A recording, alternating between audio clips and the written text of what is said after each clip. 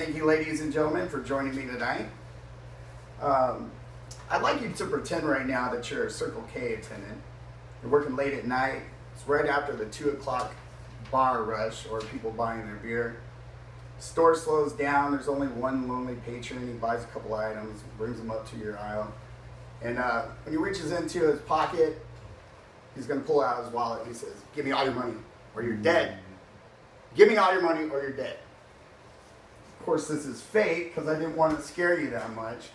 I didn't want to intimidate you and lose the point that I'm trying to make. But those feelings that you would have are fight or flight. But what they really are is anxiety. What I hope to do today is give you the definition of anxiety, why anxiety happens, and the symptoms associated with it. And the reason why I'm doing this presentation today is because I've been dealing with anxiety throughout my entire life, and in recent years it's become problematic.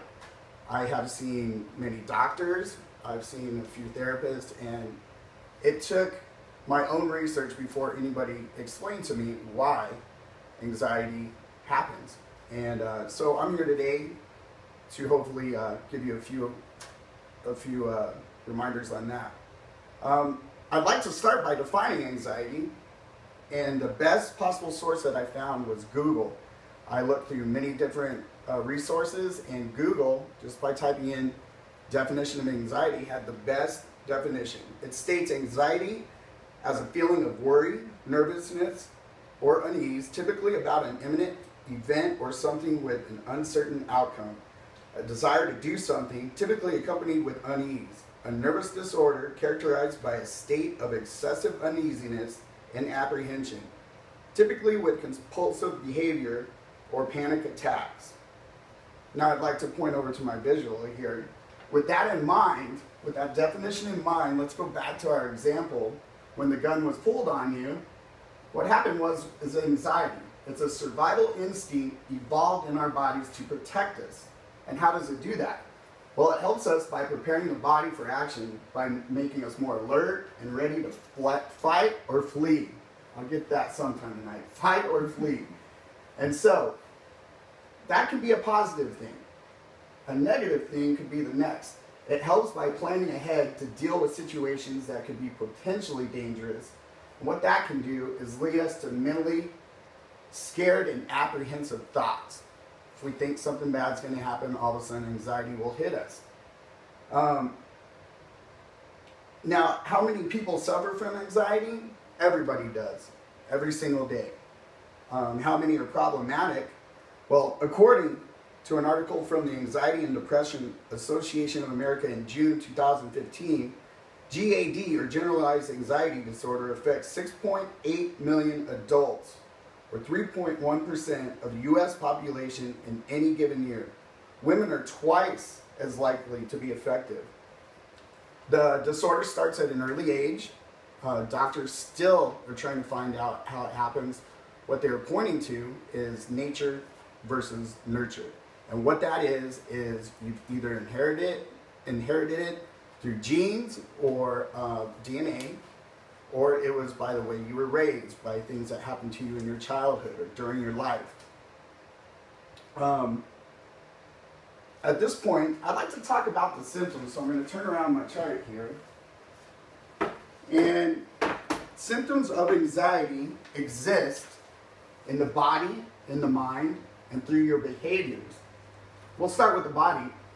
What usually happens when anxiety hits is rapid heartbeat, the breathing is shallow and faster, profuse sweating, dizziness, seeing spots, your mouth becomes dry and becomes hard to swallow, stomach is upset, and nausea, as well as using the toilet. This is because most of the blood is being shot to the major muscles of your body, to the core organs as well. Adrenaline is running through your body, cortisol, and other hormones that are going to help you to fight or flee.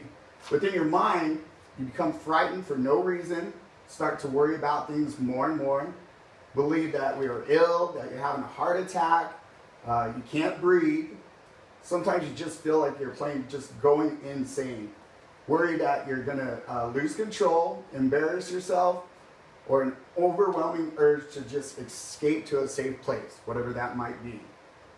Some of our behaviors, depending on the stressors, you may begin to make excuses to avoid social gatherings, afraid of places that are going to be crowded, rush out of places that make us anxious, and become introverted. A lot of people will just stay at home.